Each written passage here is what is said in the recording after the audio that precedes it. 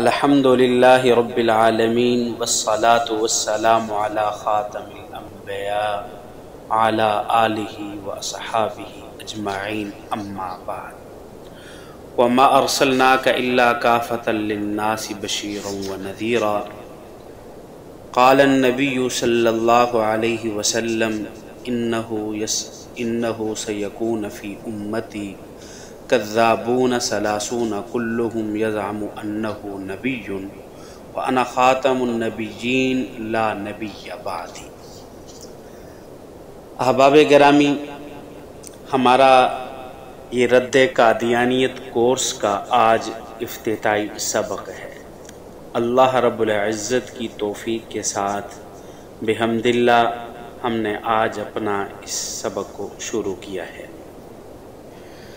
خاتم النبیین حضرت محمد صلی اللہ علیہ وسلم کا وجود مسعود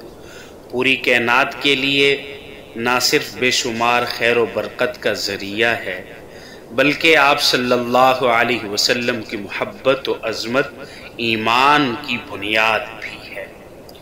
آپ صلی اللہ علیہ وسلم کی امت کو یہ شرف حاصل ہے کہ اس نے جہاں دین متین کی حفاظت کی ہے وہاں آپ صلی اللہ علیہ وسلم کی ذات اقدس کی ناموس کے دفاع میں بڑی حساس اور غیرت مند رہی ہے، اور روز اول سے ناموس نبوت کے دفاع کے لیے ہر قسم کی قربانی کو سعادت سمجھتی رہی ہے۔ چنانچہ گزشتہ صدی میں جب مرزا غلام احمد قادیانی نے نبوت کا دعویٰ کر کے ایک بار پھر امت مسلمہ کی غیرت کو للکارا تو الحمدللہ تمام مکاتب فکر کے علماء خصوصاً علماء دیوبند نے بھرپور طریقے سے اس کا رد کیا، اور تھوڑے ہی عرصے میں صداقت نے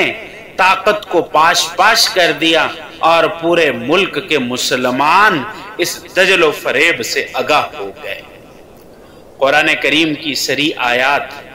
احادیث متواترہ، اجماع امت اور فقہائے امت کے فتاوی کی روح سے رسول اللہ صلی اللہ علیہ وسلم بلا استثناء تمام انبیاء کرام علیہم السلام کے علی الاطلاق خاتم ہیں۔ اس لیے آپ صلی اللہ علیہ وسلم کے بعد کوئی شخص کسی معنی و مفہوم میں بھی نبی نہیں کہلا سکتا، اور نہ منصب نبوت پر فیض ہو سکتا ہے۔ جو شخص اس کا مدعی ہو وہ کافر اور دائرہ اسلام سے خارج ہے۔ چنانچہ یہی وجہ ہے کہ رسول اللہ صلی اللہ علیہ وسلم نے اپنے آخری زمانہ میں جھوٹے مدعی نبوت اسود عنسی کے قتل کا حکم صادر فرما کر اس بات کی وضاحت کر دی تھی کہ شریعت اسلامی میں جھوٹے مدعی نبوت اور اس کے پیروکار واجب القتل ہیں۔ اسی بنا پر امام اعظم حضرت امام اعظم ابو حنیفہ علیہ رحمہ نے جھوٹے مدعی نبوت سے دلیل طلب کرنے والے کے لیے بھی دائرہ اسلام سے خارج ہونے کا فتویٰ صادر فرمایا۔ تو ہمارے اکابر اس کے متعلق ایک عرصے سے کوشش کر رہے ہیں اور اب بھی کوشش میں لگے ہوئے ہیں، تو میں نے بھی کوشش کی، ضرورت محسوس کی کہ عوام الناس میں اس کی معلومات اور اس کے متعلق باتیں فراہم کی جائیں، کیونکہ جو قادیانی غلط فہمیاں پھیلا رہے ہیں تاکہ قادیانیوں کی غلط پھیلائی ہوئی غلط فہمیوں کو دور کیا جائے، اور قادیانیت کے خد و خال سے ہماری عوام الناس مسلمانوں کو، علماء طلباء کو واقف ہونا چاہیے، اور قادیانی دجل و فریب اور کفر و الحاد کو عوام کے سامنے برملا ہم بالکل واضح رکھ سکیں اور اس کے ہم لوگ مثبت طریقے سے جواب دے سکیں۔ تو اسی لیے میں نے یہ رد قادیانیت کے عنوان سے یہ کورس آپ حضرات کے سامنے رکھا ہے۔ ہم اس کورس کے اندر 10 سبق پڑھیں گے، مختصراً میں ترتیب بھی بتا دیتا ہوں۔ پہلے سبق کے اندر ہم ختم نبوت کا معنی، مطلب، اہمیت اور خصوصیت پڑھیں گے، اور دوسرے سبق کے اندر آیت ختم نبوت کی تشریح اور وضاحت اور کتب کے نام، اور تیسرے سبق کے اندر ختم نبوت پر آیات، احادیث اور اجماع اور تواتر جو ہے وہ بیان کریں گے، اور چوتھے سبق کے اندر قادیانی تحریف اور اس کا جواب بیان کریں گے، اور پانچویں سبق میں ذلی، بروزی، من گڑت اصطلاح کا بطلان ذکر کریں گے، اور انشاءاللہ العزیز اللہ آپ کا بھلا کرے چھٹے سبق میں وحی کی تعریف اور اس کی تشریح، الہام اور کشف کی تعریف اور اس کی تشریح بیان کریں گے اور ان میں فرق بھی،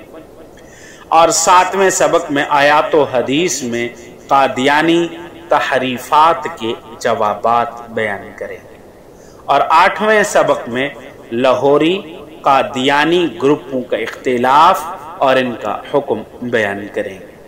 اور انشاءاللہ العزیز نامے سبق میں عہد صدیقی سے لے کر دور حاضر تک تحریک ختم نبوت کو مختصراً آپ حضرات کے سامنے رکھنے کی کوشش کریں گے، اور انشاءاللہ العزیز آخری سبق میں رد قادیانیت کے لیے علماء دیوبند کی مختصر خدمات آپ حضرات کے سامنے بیان کریں گے۔ یہ 10 سبق ہوں گے، اور تمام احباب ان اسباق کو توجہ سے سنیں، غور سے سنیں۔ ہو سکتا ہے کہ ہمارے یہ رد قادیانیت کورس اور حضور اکرم صلی اللہ علیہ وسلم کی ختم نبوت پر وضاحت کا سننا ہمارے لیے ذریعہ نجات بن جائے۔ اللہ رب العزت ہمیں نیک عمل کرنے کی توفیق عطا فرمائے۔ وآخر دعوانا الحمد للہ رب العالمین۔